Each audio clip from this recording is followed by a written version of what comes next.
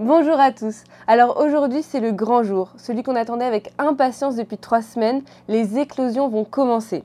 Donc c'est aujourd'hui que les poussins vont sortir de leur coquille. Alors pour vous expliquer un peu comment se passe une éclosion.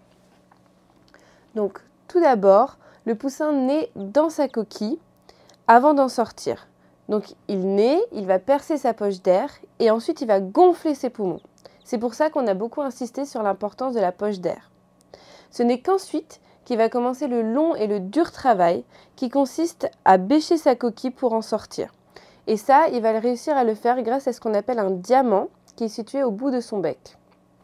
Donc pendant ce temps, le poussin il se nourrit grâce à ce qu'on appelle un sac vitellin. C'est un peu son sac de survie. C'est lui qui possède toutes les protéines et les vitamines qui vont lui être nécessaires pour le temps d'éclosion et de séchage. Donc là, ce qu'on peut voir, c'est que les poussins, en fait, ils commencent à percer leur coquille. Donc c'est aussi quelque chose qu'on peut voir grâce au mire-œuf.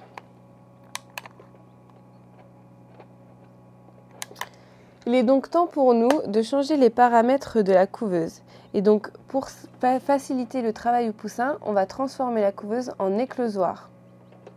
Il est donc temps d'arrêter le retournement des œufs. Et donc pour offrir plus de confort au poussin lors de l'éclosion, en fait, on va retirer les œufs-jettes.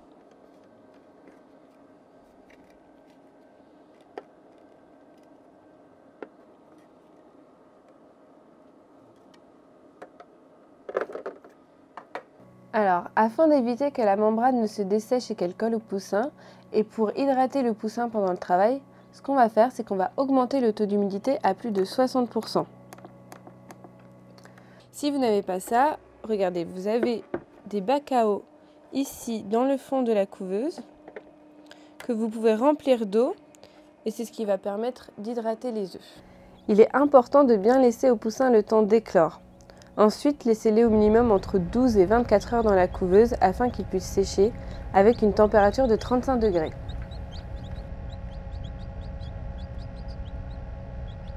Alors maintenant que nos poussins sont bien secs, ce qu'on va faire, c'est qu'on va préparer l'éleveuse pour les mettre dedans. Donc là, on a notre bac d'élevage. Donc ce qu'on va faire, c'est qu'on va d'abord disposer les copeaux de la litière. Ensuite, on installe la mangeoire, donc on la remplit avec de la nourriture adaptée aux poussins. On place notre abreuvoir avec de l'eau. Donc on referme. On met ensuite nos poussins.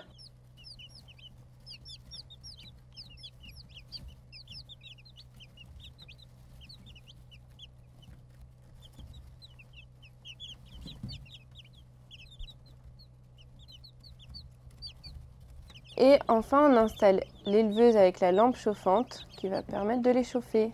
Alors ça y est, donc nos poussins vont continuer à grandir et à se chauffer donc, dans l'éleveuse. Ils seront prêts à être installés dans le poulailler dans 3 mois.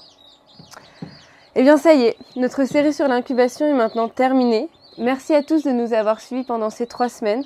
Ce fut un vrai plaisir de partager avec vous nos conseils et nos astuces. Vous êtes maintenant des experts de l'incubation.